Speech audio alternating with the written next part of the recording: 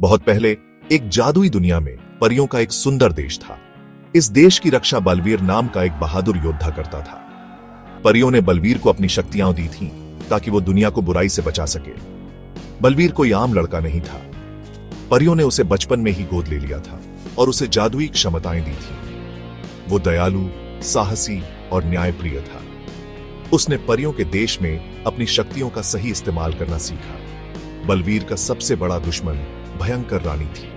वो हमेशा धरती और परियों की दुनिया दोनों पर कब्जा करने की योजना बनाती रहती थी। वो अपनी काली शक्तियों से बच्चों को परेशान करती और अच्छे लोगों को नुकसान पहुंचाती थी। जब भी भयंकर रानी कोई चाल चलती, बलवीर अपने जादुई हथियारों और परियों की मदद से उसे हराने निकल पड़ता। उसकी खास शक्तियों में शामिल थी उड़ने की क्षमता, एक तेज गदा और तलवार, बुराई को पहचानने की शक्ति और बच्चों की मासूमियत की रक्षा करने की ताकत। बलवीर हमेशा सच्चाई और अच्छाई के रास्ते पर चलता था। जब भी कोई बच्चा मुसीबत में होता, वो उसकी मदद करता। कई बार उसने धरती पर बच्चों को भयंकर रानी और उसके सिपाहियों से बचाया।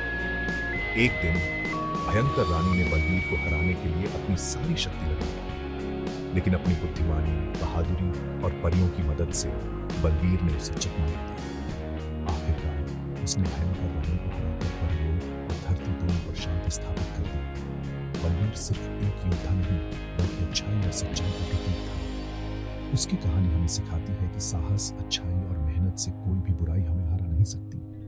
सच्चाई और अच्छाई की हमेशा जीत होती है।